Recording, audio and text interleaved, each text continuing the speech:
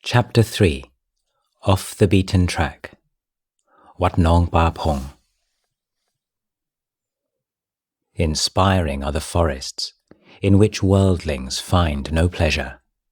There the passionless will rejoice, for they seek no sensual pleasures. Dhammapada verse 99. Part 1. Settlers. Pong Forest.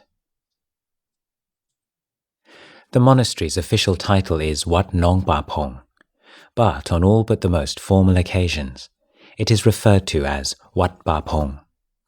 Wat means monastery, Nong is a pool of water, Pa is a forest, and Pong is an indigenous wild grass. It was on the 8th of March 1954 that Luang Por Cha and his disciples made their way along the cart track running westwards from Ban Ko on the last leg of their journey to Pong Forest. Afternoon temperatures at that time of year regularly exceed 35 degrees, but the oppressive heat would have cooled slightly as they approached the dense forest and the path become increasingly stippled and striped by the shade. In the late afternoon, as the gorged red sun was starting its descent ahead of them, the monks strung up their glots at the edge of the forest amid the hum of mosquitoes and the deafening shrill of cicadas. Pong Forest held strong associations for Luang Por. An abiding memory of his childhood was of his father walking there one morning with some friends to offer alms to the great Luang Bu Sao, who was camped out in the forest practicing meditation. That evening, the young Cha had listened with fascination to his father's account of their expedition. It was the first time he had heard about wandering monks living austere lives in the jungle. He always remembered how impressed his father had been that Luang Bu Sao ate all his food from his alms bowl rather than from plates as the village monks did. And he also recalled his father's slight puzzlement at Luang Bu Sao's teaching style. It wasn't like a proper sermon at all, he had said. It was just like normal talking. Many years later, Luang Por's recall of the day was still strong. When I set off and started practicing, the memory of my father's account was constantly with me. Whenever I came back home to visit, my mind would always turn to this forest. Ajahn Di from Pibun and Ajahn Put once passed through here, and the villagers invited them to stay. Ajahn Put still speaks of it to this day.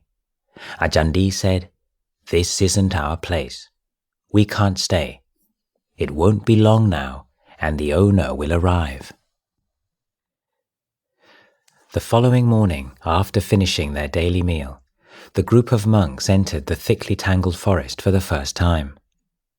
Villagers from Ban Ko moved in front of them, expertly hacking away through the stubborn vines and luxurious undergrowth with their machetes. Eventually, at the cool heart of the forest, they halted. No photographs were taken of this auspicious occasion. It's unlikely that anyone present that day had ever seen a camera, much less used one. But imagination may supply a picture. The wiry villagers, sweat running down the protective spells tattooed on their chests, squatting in a circle and rolling cigarettes. With Luang Por at the foot of an ancient and imposing mango tree, the monks sit some distance apart, drinking water from their bamboo flasks and tranquility from the air around them. A group of women had been following in the monks' wake.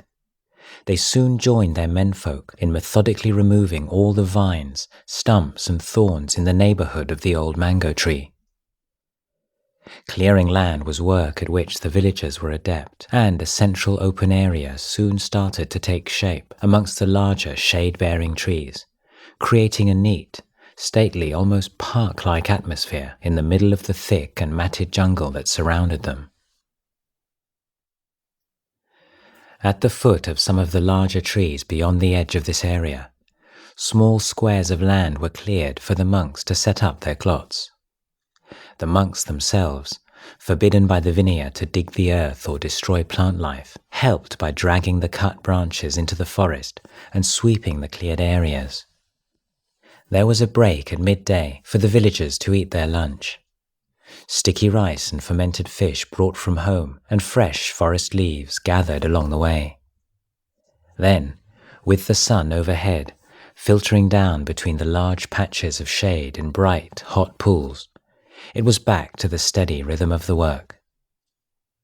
By late afternoon, a rudimentary path had been cut to the edge of the forest.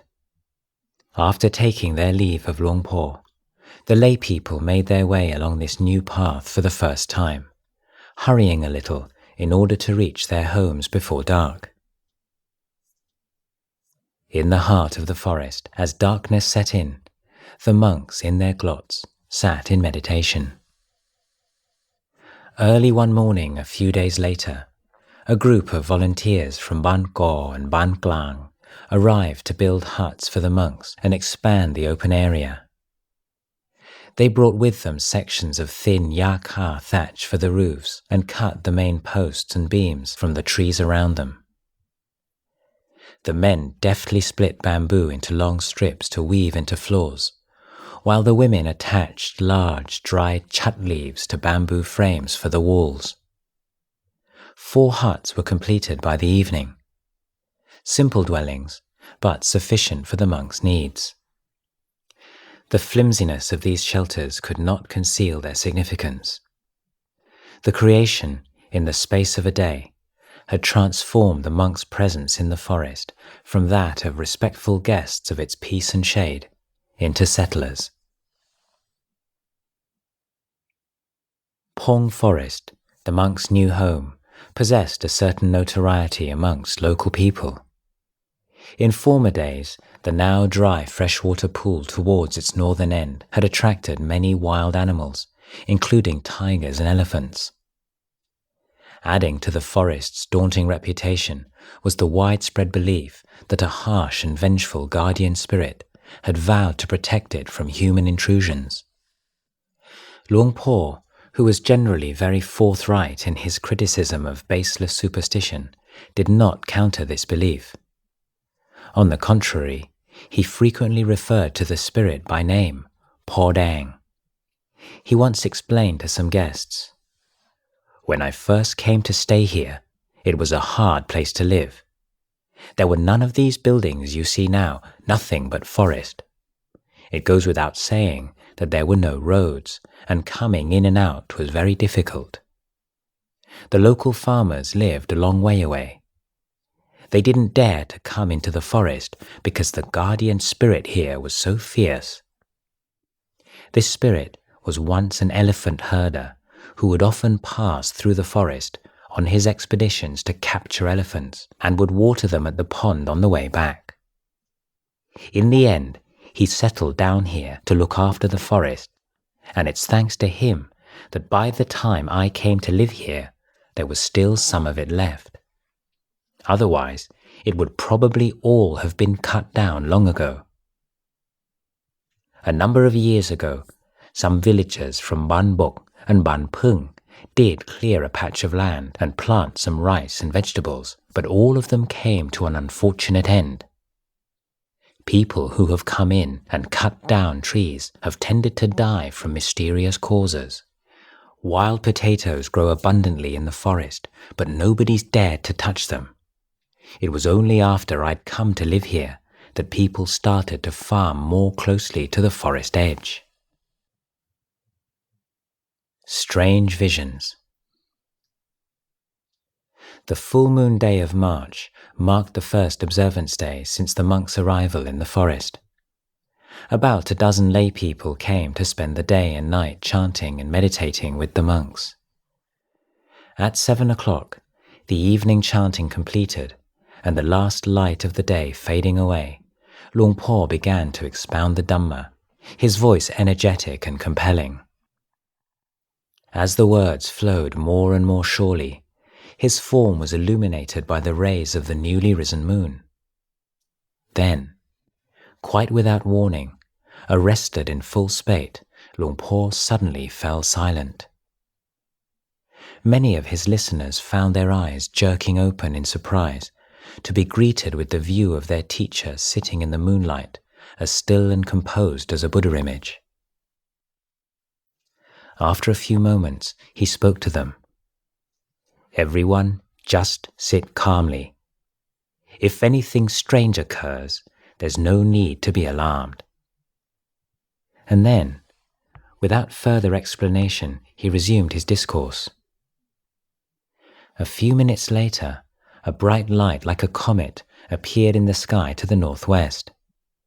Passing over their heads, it then dropped earthwards to the southeast of the small cleared area in which they sat, bathing the whole forest grove in a dazzling light.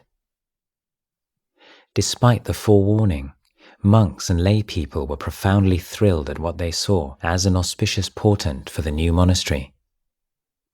Luang Por, however, paid no attention to the light whatsoever and carried on with his Dhamma talk as if nothing had happened. Gradually, the spell and power of his words reasserted their hold over his audience.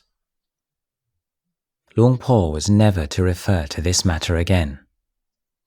Nevertheless, the following morning, when he led a small group of lay people to mark the limits of the new monastery with stakes, it did not pass unnoticed that the boundaries he chose, enclosing an area of some 150 rai or 60 acres, were governed by the points at which the strange light had risen and fallen. It was not the end of mysterious lights. Me Noi, one of the villagers who would spend the observance day nights practicing in the monastery and had been present on the first occasion, relates, "In those days, it wasn't as easy to get to the monastery as it is today. Those of us from Bangkok who wanted to go and listen to the Dhamma on observance day nights would follow a narrow track which passed through some scrubby forest. Some sections of this track were thickly overgrown with car grass. One night, there was quite a big group of us, including Paw Put, but we still managed to get lost out by Python Pond.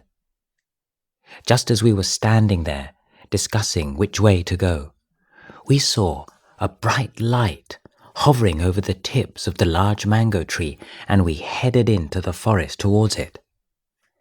The undergrowth was thick with grass and tangled vines, but we kept on struggling through it with the light as our goal. We assumed that a big hurricane lamp had been suspended in one of the trees. When we thought of how kind Luang Por was to put up a light to guide us, all our weariness disappeared. Finally, when we reached the clearing where the monks live, there was no light at all. We were amazed." Early austerity. It would be inaccurate to describe the establishment of Wat Pah Pong as signalling the birth of the forest tradition in Ubon. It's impossible to tell how many hermitages have quietly flourished and declined in the last few hundred years, or how many flimsy kutis have been swallowed by the forest. Some 15 years earlier, Luang Pu Sao had returned to Ubon, determined to spend the last years of his life establishing the forest tradition in his native province, and a few small monastic communities had resulted from his efforts. Nevertheless, it's clear that Luang Por Cha settling in Pong Forest was a most significant development. Wat Pah Pong was to become a training center for forest monks, who, within 30 years, would establish over 60 branch monasteries throughout the province, and many more in adjoining provinces of South and Southeast Isan. Wat Pah Pong was established without capital and with no plan of development. Luang Por's belief was that if the Sangha practiced sincerely, the material evolution of the monastery would gradually take care of itself, because lay Buddhists, inspired by the monks' dedication, would offer the necessary funds of their own volition. In the long term, buildings would be needed, but they were not an urgent or overriding concern. The important thing was the monks' practice. The Vinaya forbids monks from any kind of fundraising effort. They are taught to be content with whatever is offered out of faith, however much or however little, whether of good quality or poor. Luang Por followed these injunctions to the letter. If it was going to take 10 or 20 years to build a proper Dhamma hall, then so be it. He was certainly not going to sell his integrity for bags of cement. Every morning the monks went on alms round, ate their one daily meal, and then spent the rest of the day at their practice. Faithful villagers provided the things they needed. Everything else they simply did without. The arrival of Luang Por and his monks was a talking point in local communities for a few days, but the villagers had their work to do, and when the novelty of the forest monks had worn off, so did much of the interest in them. The majority of the villagers thought it was a good thing in general to have a forest monastery nearby, and they appreciated the opportunity to put food in the monks' bowls in the morning, but their lives continued unchanged. The cultural identity and the opportunities for making merit provided by the village monasteries were as much as most people expected or sought from religion. Although a few people maligned the forest monks as misguided zealots, a certain number of villagers were deeply inspired by them, becoming regular supporters of the new Wat and disciples of Luang Por. For a number of years, the physical conditions in which Luang Por and his disciples lived were very austere.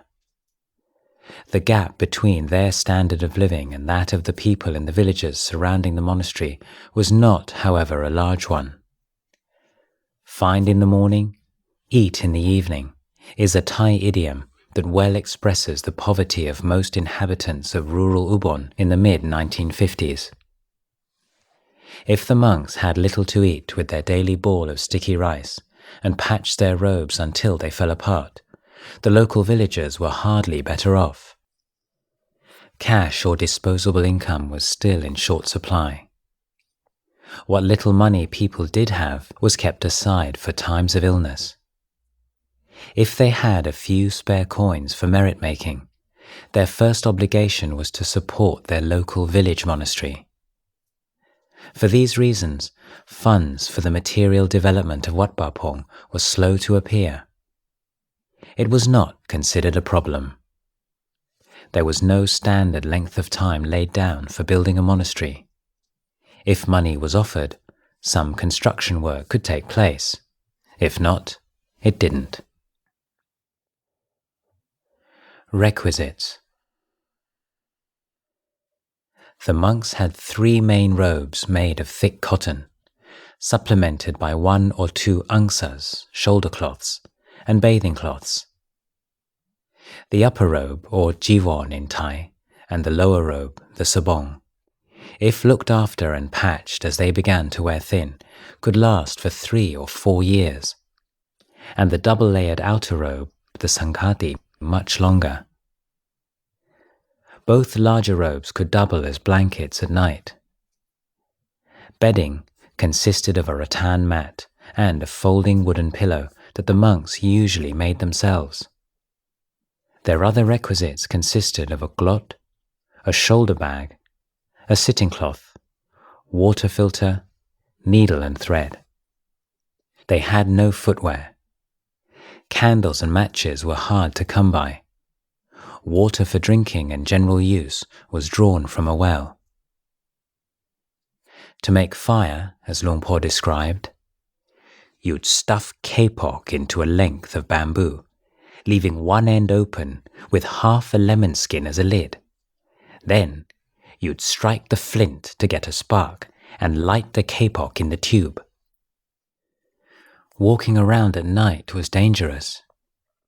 You'd come down from your kuti in the thick black darkness, raise your hands in Anjali above your head and say Sadhu with the power of the virtues of the Buddha, the Dhamma and the Sangha. Sabbe satta sukhita hontu, sabbe satta avera hontu, Sampe satta ampiya pacha hontu. May all beings be happy, and please leave me be. In the middle of the night, it was pitch black. You couldn't see a thing. It was easy to tread on something on your walking path without seeing it. In fact, I trod on snakes a number of times. There's a lot of those small venomous pit vipers around, but they never bit me. Cloth was in very short supply. If a robe became ripped, its owner would be expected to patch and darn it until the cotton reached a terminal tissue paper stage of decline, at which every slight strain would tear it. Only then would the monk be issued cloth from the monastery store to make a new one. Ajahn remembered.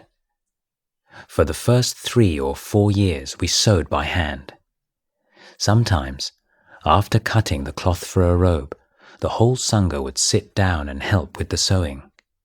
Then the robe would be dyed in jackfruit dye.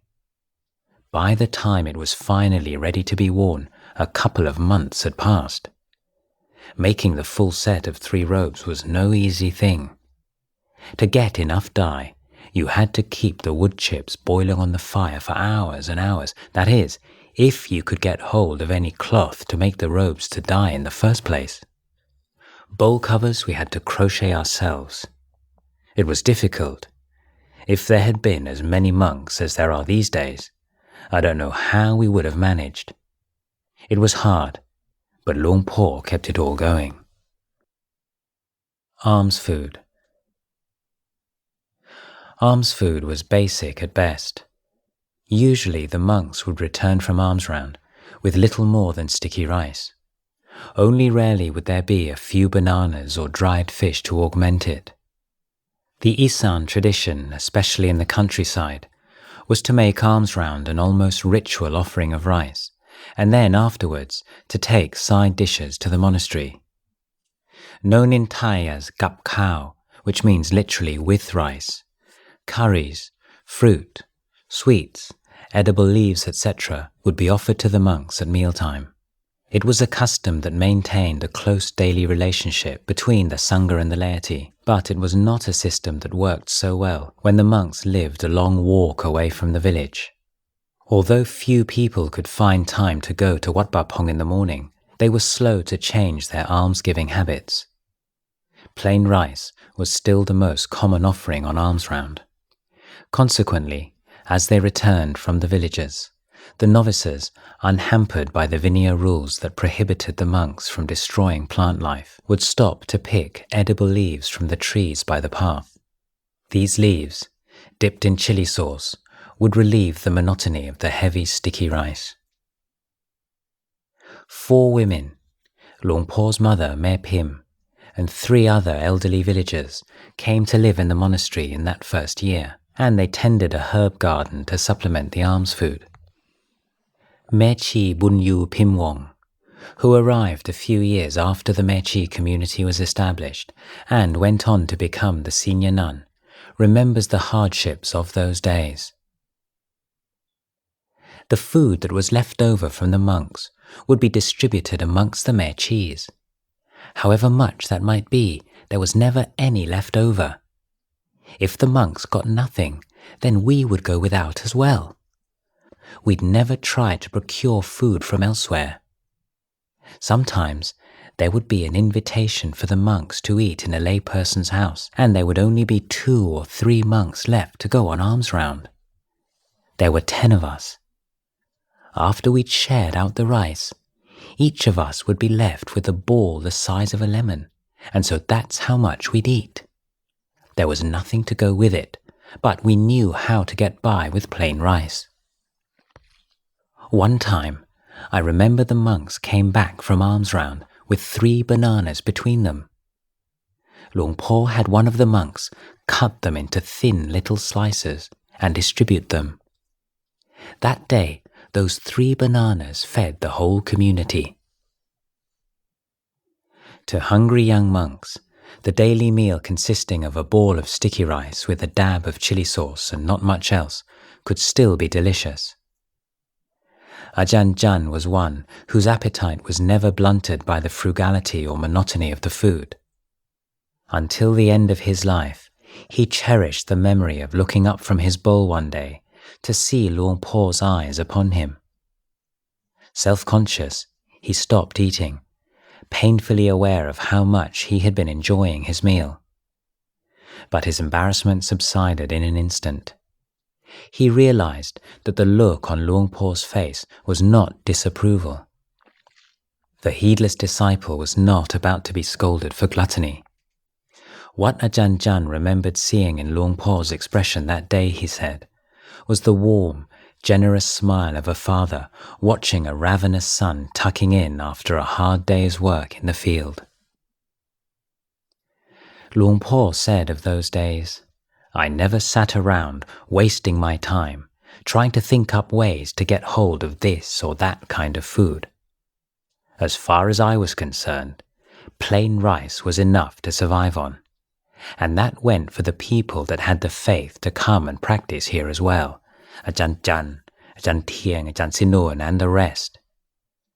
I'd make an announcement that today there would be a hot drink in the afternoon, and everyone would come and drink it quietly. Not coffee or cocoa or anything sweet, but borapet. Nobody complained about its bitterness. There was nothing else, and so that's what we drank." The borapet that Luang Por just referred to is an extremely bitter concoction prepared from a local vine. It was much used as a prophylactic and treatment for malaria. In later years, when lay support for the monastery had grown and food and drink were more plentiful, Luang Por would often recall the early hardships. He would constantly remind the monks that they had no right to be well fed. Frugality was not an austerity imposed through circumstances, but a virtue to be cultivated. At least we had something to eat every day, and even if it was only plain rice, it was better than going without. Eating plain rice would make me think of dogs. In poor areas, the villagers feed their dogs with just a lump of sticky rice once a day. Nothing with it, just plain rice. And they don't die. They get by all right. And what's more, those dogs are really diligent and wakeful guards. They only have to hear the sound of leaves rustling, and they start barking. When their owner takes them hunting, they run really fast because they're so lean. Whereas the dogs who are well looked after by their masters get lazy. Anyone can walk right up to them, almost step on their head, and they still don't wake up. Medicines. Throughout his life at Wat Pah Pong, Luang Por showed a determination to keep the world of institutions and bureaucracies at arm's length as best he could, and to maintain the independence of his Sangha. During the first 10 years or so of the monastery's existence, this policy included a rejection of allopathic medicine. His rationale was that monks had not had the advantage of Western medicine for 2,500 years, and that what had been good enough for the great monks of old was good enough for the Sangha of Wat Pah Pong. To his way of thinking at the time, access to medical care provided by the state was one of the conveniences of lay life renounced on entering the monastic order. Running to the local hospital with every small complaint would undermine the key virtue of patience that the training aimed to cultivate. Over the course of time, Luang Por's compassion led him to moderate this particular principle, and he eventually discarded it. But for the early pioneers of Wat Pah Pong, it was a proud tradition. This did not mean that physical ailments were left untreated altogether. In times of illness, the monks relied on herbal medicines made from local roots and leaves. Luang Por himself had gathered a wide knowledge of such traditional remedies during his years of wandering, and new treatments for most of the common ailments that afflict monastics: digestive problems, joint pain, and hemorrhoids. In the early years at Wat Pong, malaria was the greatest scourge, and virtually nobody was spared from it. For those afflicted, malarial fevers occur every 1 or 2 days, usually commencing in the afternoon. They are characterized by a coldness that no number of blankets can relieve and accompanied by blinding headaches and nausea. If the parasites find their way to the brain, death may result. Fortunately, nobody died at Wat Pong, but many, including Luang Por, came perilously close. Mechi Bunyu remembers one occasion vividly. Luang Por was the first one to fall ill with malaria, and he got it very badly. He had the monks carry him down from his kuti and lay him on a bamboo bed in the shade. We had no modern medicines. Luang Por wouldn't let anyone have anything to do with the hospital. He wouldn't even let anybody mention its name. So we just did our best to treat him with the herbs we had. When he got really bad, his skin took on a kind of greenish, discolored hue. We knew that meant he'd reached the last stage of the illness. One day, the fever was particularly severe. After laying there for a moment, he'd pull himself up into a sitting posture. Then, almost immediately, he would crumple back down again. This happened time and time again. Monks, novices, nuns and lay people, we all sat there, watching in silence. All our eyes were glued to him. He sat up again. He was swaying from side to side, trying to keep himself upright. He looked about and saw the dipper of medicine. He lifted it towards his mouth unsteadily, and before his attendant could help him, tipped it all over himself. He lay there drenched for a moment. Then you could see him make a great effort to gather himself. He put the dipper down, sat straight upright one more time, and stayed that way. There was silence. He had entered samadhi. We were all frightened and amazed at what we saw. The next morning, he still hadn't recovered, but from then on, over a period of many days, he started to gradually improve. I don't know how it was he recovered, but as soon as he did, then everyone else started to get ill. It was like an epidemic. Monks, novices and nuns, everyone got it badly. Malaria rarely disappears completely. It often lies dormant in the liver. Luang Por was to suffer a number of relapses over the next 3 years. Ajahn was one of the monks who tended to him during those times. At one time, he became seriously ill, and we took turns nursing him. There would be 2 monks on each shift who would sit out on the veranda of his kuti and go inside every now and then to check how hot he was and see if he needed anything. But he would never let us massage him. He was concerned he'd become dependent on it. So we would sit out on the veranda, and he would lie in the room shaking with fever. The attendants didn't talk. We would sit meditating with our backs to each other. Whenever there was something to be done, we went inside. His fever would come on in the afternoons. I remember one day some people had come to see him and were waiting beneath the mapwhai tree, where we'd made a raised seat for him to sit on. Luang Por's fever was very high right then. His head ached and he felt nauseous.